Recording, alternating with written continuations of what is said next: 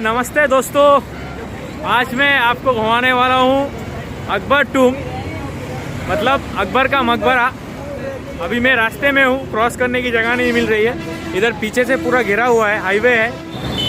बहुत ही एक्साइटेड हूँ क्योंकि इतने बड़े राजा जो मुग़ल साम्राज्य के one of the greatest ruler है, उसका कब्र देखूँगा और बहुत ही अच्छी है। तो चलिए, बहुत सारी डिटेल्स जो है वो मैं अंदर आपको दिखाऊंगा जाकर, तो वीडियो के साथ बने रहिए। और अगर अच्छा लगे वीडियो तो ज़रूर लाइक और शेयर कीजिएगा, और अगर चैनल पे नए हैं तो चैनल को सब्सक्राइब कीजिएगा। Wait a minute. Who are you?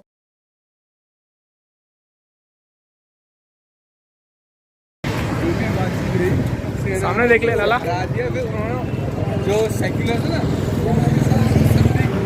Akbar का ये जो मकबरा है, यहाँ पे मैं घूमने आया हूँ। ये नेशनल हाईवे 2 पे पड़ता है। आप अगर दिल्ली की तरफ से आएंगे, बहुत सारी आवाज़ आ रही होगी, आप अगर दिल्ली की तरफ से आएंगे तो आपको ये आगरा में एंटर करने से थोड़े पहले ही ये मकबरा पड़ जाएगा।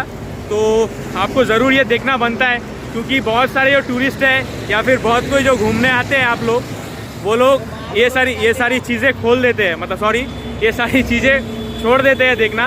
और क्योंकि अकबर एक बहुत बड़ा रूलर था मुग़ल समय का, मुग़ल एम्पायर का, तो आपको ज़रूर ये देखना बनता है। तो आप ज़रूर देखें। उत्तर प्रदेश में सबसे फेमस इंसान से आपको मिलवाने वाला हूँ। इंसान से नहीं मिलवाऊँगा, मतलब एक शख्सियत है जो आप ट्रेन में जब आते हो वो आप लोग ज़रूर देखते होगे। मेरे पीछे ये है, ये क्या, डॉक्टर शेख दवाखाना। इसको मैं फ्लिप करके आपको दिखाता हूँ। आप में से जिसने उत्तर प्रदेश से सफ़र किया है, आपकी ट्रेन जब जाती होगी आपने थोड़ा देखा होगा कि आपको इसके एडवर्टाइजमेंट मिलते होंगे। तो जिसने इसने देखा होगा आप लोग ज़रूर कमेंट सेक्शन में बताइए। कमज़ोर रोगी मिले, ये भी आपको देखा होगा आपने।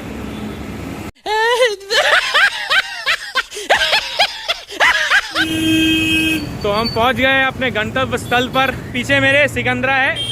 अभी यहाँ पे हम लोग घूमेंगे अंदर और आपको बताएंगे सारा कुछ, इधर के अंदर की डिटेल्स, इसके बारे में सब कुछ। इधर अंदर आते ही आपको सामने टिकट काउंटर दिख जाएगा। इधर मेरे पीछे मैं जा रहा हूँ, आप देख सकते हैं। इधर पे हिंदी और इंग्लिश में लिखा हुआ है। आप इसको थोड़ा पॉज करके वीडियो को आप देख सकते हैं। ये जो दरवाज़ा आप देख रहे हैं, ये हूबहू फतेहपुर सीकरी के बुलंद दरवाजे की तरह दिखता है। बस फ़र्क इतना है कि बुलंद दरवाज़ा का जो साइज़ है वो थोड़ा बड़ा है और ये उससे साइज़ में थोड़ा छोटा है। और ये जिस तरह से ताजमहल में हम जब एंटर करते हैं उसी तरह है। जो मेन गेट से हम ताजमहल से एंटर करेंगे, अगर आपने मेरे अभी तक ताजमहल का वीडियो नहीं देखा है तो मैं आई बटन में दे दूँगा, आप उसे वहाँ देख सकते हैं। तो जैसे हम एंटर करते हैं, ताजमहल जैसे दूर चला जाता है हमसे, तो उसी तरह की डिज़ाइन ये भी है, उसी तरह से इसको भी डिज़ाइन किया गया था। तो अगर मैं डिज़ाइनिंग की बात करूं तो अकबर ने अपनी मृत्यु से पहले ही इस पूरे कैंपस को डिज़ाइन किया था। और 1605 में जब उसकी मृत्यु हो गई तो उसके बाद इसे पूरे बनाने का काम उसके बेटे जहांगीर के ऊपर आ गया। उन्होंने इसे 1613 में पूरी तरह बनाकर कंप्लीट किया। आप सभी को पता होगा कि अकबर हर धर्म में विश्वास करते थे और उन्हें दीन-ए-इलाही कहा जाता था। तो अगर आप यहाँ के पत्थर की डिज़ाइन देखेंगे तो आपको हर तरह के डिज़ाइन मिल जाएंगे। पर्शियन, क्रिश्चियन, हर तरह की डिज़ाइन आपको देखने को यहाँ पे मिलेगी। चाहे वो पर्शियन हो, क्रिश्चियन हो, गुजराती हो या राजस्थानी हो, हर तरह की डिज़ाइन आपको यहाँ पे देखने को मिल जाएगी। पैटर्न्स देखिए, हर तरह की पैटर्न्स आपको मिल जाएंगी।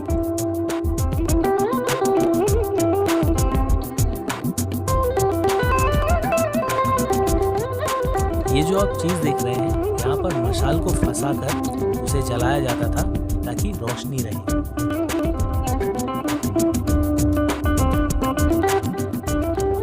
यहाँ आपको कई एंटीलोप्स मिल जाएंगे, जैसे डियर हो या फिर बारहसिंगा हो, और यहाँ पे आपको पीकॉक्स भी बहुत सारे देखने को मिल जाएंगे।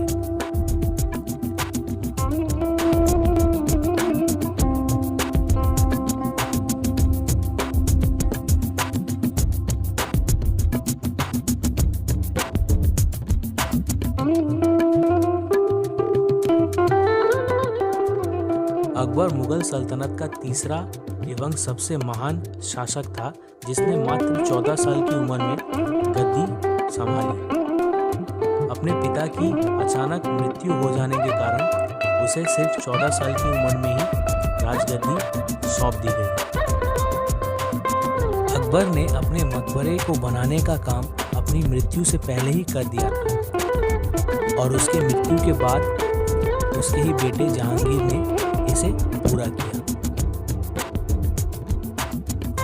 और इसी कारण से आपको डिज़ाइन में कहीं कहीं बदलाव भी दिखेगा, क्योंकि ये जो कॉन्सेप्ट था, ये पूरा जो डिज़ाइनिंग थी वो पहले अकबर ने की थी, लेकिन उनके मरने के बाद इसमें जहांगीर का भी दिमाग लगाया गया, तो इसलिए डिज़ाइन में थोड़ा बहुत आपको फ़र्क दिखेगा। जब आप अंदर कवर देखने जाएंगे वहाँ पर बहुत सारी जो गड़बड़ है वो आती है, लेकिन फिर भी ये जो मकबरा है, ये मुग़ल जितनी भी मुग़ल बिल्डिंग्स हैं, मॉन्यूमेंट्स हैं, उनमें से बहुत ही अच्छा है। इसके 4 गेट्स हैं, लेकिन अभी सिर्फ एक ही गेट यूज़ में आता है, जिस गेट से हम आए थे, यानी साउदर्न गेट से। और चलिए आगे बढ़ते हुए इस मकबरे को और भी करीब से देखते हैं और भी डिटेल्स जानते हैं। अकबर ने अपना ये मकबरा इस कारण से भी इतना बड़ा बनाया था, क्योंकि आप देख सकते हैं इसके साइड में बहुत सारे रूम्स भी हैं, तो उसने ये कब्र इस हिसाब से बनाई थी कि इनके जो वंशज रहेंगे उनकी कब्र भी यहीं पर, उनको भी यहीं पे दफनाया जाएगा। तो यहाँ पर अराउंड 44 ऐसे कमरे हैं, 44 ऐसे खाने हैं, जहाँ पर उसने सोचा था कि उनके जो वंशज होंगे उनकी भी कब्र रहेगी, लेकिन ऐसा नहीं हुआ। यहाँ पर सिर्फ अकबर की 2 बेटियों को ही दफनाया गया है, जिनकी कब्र मैं अभी आपको थोड़ी देर में दिखाऊंगा।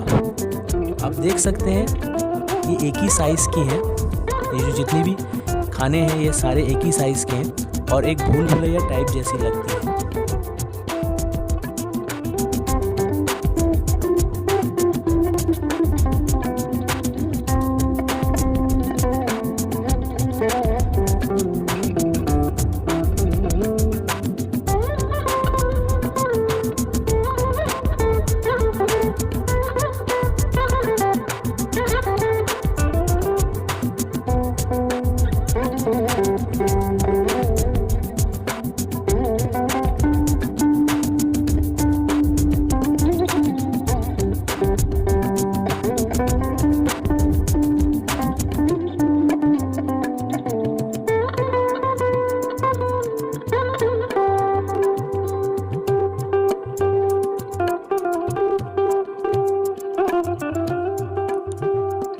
ये मकबरा भी ताजमहल की तरह ही सिमेट्रिकल है, यानी आप इसको किसी भी साइड से देखें, ईस्ट वेस्ट नॉर्थ साउथ, आपको ये एक ही तरह का दिखेगा।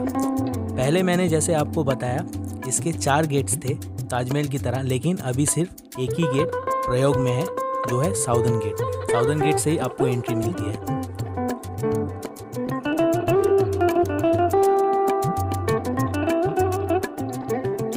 ये जो छोटा सा लाल गेट आपको दिख रहा है, इसकी एक बहुत बड़ी कहानी है, क्योंकि उस समय के लोग 6.5 फीट 7 फीट के होते थे, और अकबर की जो हाइट थी वो अराउंड 5.5 फीट की थी। तो उस समय के मंत्री मिनिस्टर जो अकबर को हेल्प करते थे, आप सभी को पता होगा, बीरबल, उनका क्या दिमाग था, आप सोच के हैरान हो जाएंगे कि उन्होंने ऐसी दिमाग दिया उनको, अकबर को, कि ये जो बड़े बड़े जो राजा थे 6.5 फीट 7 फीट जिनकी हाइट थी, तो वो भी आपके सामने सर झुकाकर आपके मकबरे में एंटर करेंगे। तो इसलिए ये जो छोटे छोटे ऐसे गेट हैं, ये आपने फतेहपुर सीकरी में भी देखा होगा कि जब अकबर से कोई मिलने आएगा तो उन्हें सर झुकाकर आना पड़ेगा। तो इसी वजह से ये जो छोटे से गेट हैं, छोटा सा जो गेट है, ये बनाया गया था। अब मैं आपको दिखाऊंगा अकबर की कब्र, जिसे गोल्डन हाउस भी कहते हैं। यहाँ पर दीवारों पे पूरा असली गोल्ड का काम किया गया था। लेकिन औरंगजेब के समय में औरंगजेब ने एक गोकुल नामक जाट जमींदार की हत्या कर दी थी और उसका बदला लेने के लिए राजा राम सिंह ने इस मकबरे पर हमला कर दिया था और जितना भी सोना था उसे आग जलाकर पिघलाकर वो लेके चले गए थे। और कहा तो ये भी जाता है कि उन्होंने अकबर की जो असली कब्र है उसे खदेड़ कर वहाँ से उसकी हड्डी कुड्डी निकाल कर उन्हें जला दिया था। तो इस तरह से ये बहुत ही एकदम कड़क रिवेंज लिया था उन्होंने औरंगजेब से। इस मकबरे को 1904 में फिर से रेनोवेट किया गया था। उस समय के इंडिया के वाइसरी जो थे जॉर्ज कर्सन ने इसे फिर से रेनोवेट किया था। और यहाँ पर जितना भी आपको ये दिख रहा है गोल्डन कलर का, ये सिर्फ पेंट है, पेंट का काम किया गया है। तो चलिए और आगे बढ़ते हैं और देखते हैं अकबर की कब्र को। अकबर की कब्र के साथ उनकी 2 बेटी की भी कब्र है और जहांगीर की एक बेटी की भी कब्र है, तो वो भी मैं आपको दिखाऊंगा। तो आप वीडियो के साथ बने रहें।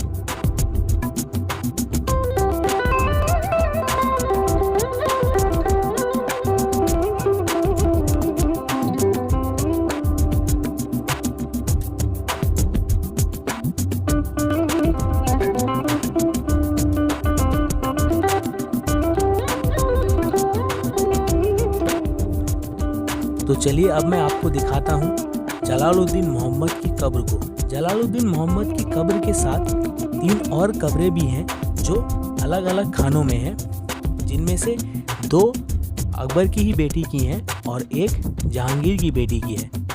तो ये जो कब्र आप देख रहे हैं ये अकबर की बेटी ज़ेबू निसा की है।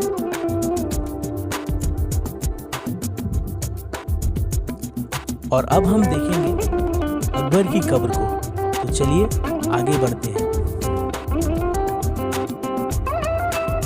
हम यहाँ से एंटर करेंगे और यहाँ से आप जैसे ही एंटर करेंगे आपको एक आवाज़ सी सुनाई देगी, एक बहुत अच्छी इको की आवाज़ सुनाई देगी। और यहाँ पर मुझे फिल्मिंग अलग नहीं थी, पर फिर भी मैं यहाँ पर घुस गया था। तो देखिए आगे चल के क्या होता है मेरे साथ। मुझे वहाँ पे रोक दिया जाएगा। मुझसे जितना बना मैंने इसको रिकॉर्ड किया है और आपको दिखाने की कोशिश की है।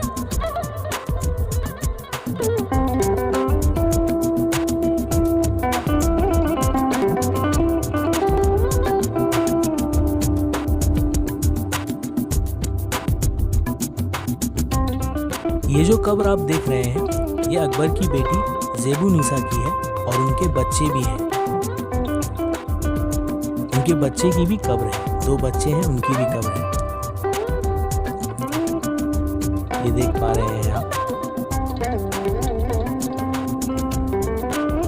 और ये जो कब्र है ये आराम बानो की है, जो कि अकबर की दूसरी बेटी थी।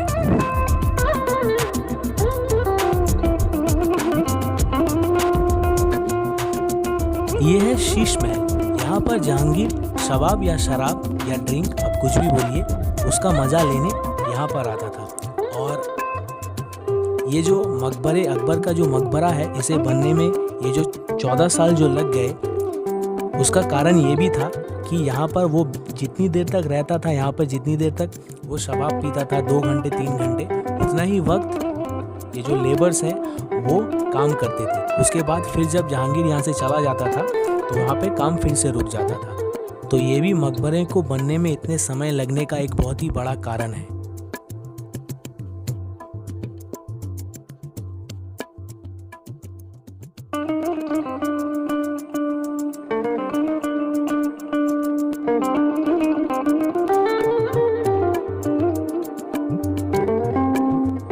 तो यहाँ आपको जितने भी डिज़ाइन नज़र आ रहे हैं, देखिए यहाँ पे आपको प्लेट्स के डिज़ाइन दिखेंगे, ग्लास के दिखेंगे और सुराही के डिज़ाइन दिखेंगे। तो आपको इससे अंदाज़ा लग जाएगा कि यहाँ पर जहांगीर किस काम से आता था और यहाँ पर क्या होता था एक्चुअली में। अगर खिड़की के ऊपर गौर करेंगे तो आपको ब्लू रंग का ग्लास टाइप का आइटम दिखेगा जो कि अभी टूट चुका है। और ये जो ब्लू कलर का आपको दिख रहा है, ये जब चांदनी रात होती है तो ये ग्लो करता है और बहुत ही अच्छा लगता है। अब जैसे ही इस कैंपस में एंटर करेंगे आपको पहले ही राइट साइड में ये इमारत दिखेगी जो कि पुरानी ईंटों से बनी है जैसे आपको दिखेगी, क्योंकि इसे फिर से रिनोवेट किया गया है। ये पूरी तरह से टूट गई थी। ये माना जाता है कि ये सिकंदर लोदी की कब्र थी। अस्थायी रूप से उसे यहाँ पर उनकी कब्र बनाई गई थी, जो कि बाद में उसे शिफ्ट कर दिया गया था दिल्ली के लोदी गार्डन में। सिकंदर लोदी डायनेस्टी का वो शासक था जिसने 1503 में सिकंदरा नामक ये गांव बसाया था, जो कि अभी सिकंदरा शहर के नाम से प्रसिद्ध है, जो कि आगरा दिल्ली हाईवे पे पड़ता है। आगरा से ये कुछ किलोमीटर पीछे पड़ जाता है दिल्ली की तरफ या फिर मथुरा की तरफ। और इस गांव को उस समय के शासक सिकंदर लोदी ने बसाया था। आप देख ही सकते हैं इसकी मरम्मत की गई है। यहाँ पर अभी जो ईंटें चलती हैं उससे यहाँ पर काम किया गया है। यहाँ पे देखने लायक ऐसा कुछ खास नहीं है, फिर भी मैं आपको दिखा रहा हूँ क्योंकि ये इतिहास की बात है। और अगर आप अभी तक यहाँ पर वीडियो में मेरे साथ जुड़े हुए हैं तो आपका बहुत बहुत धन्यवाद, आपका कीमती समय मेरे लिए देने के लिए। तो अगर आपको वीडियो अच्छा लगा हो तो आप ज़रूर वीडियो को लाइक और शेयर कीजिए ताकि औरों को भी पता चले। और अगर आप चैनल पर नए हैं तो चैनल को ज़रूर सब्सक्राइब कीजिए। धन्यवाद।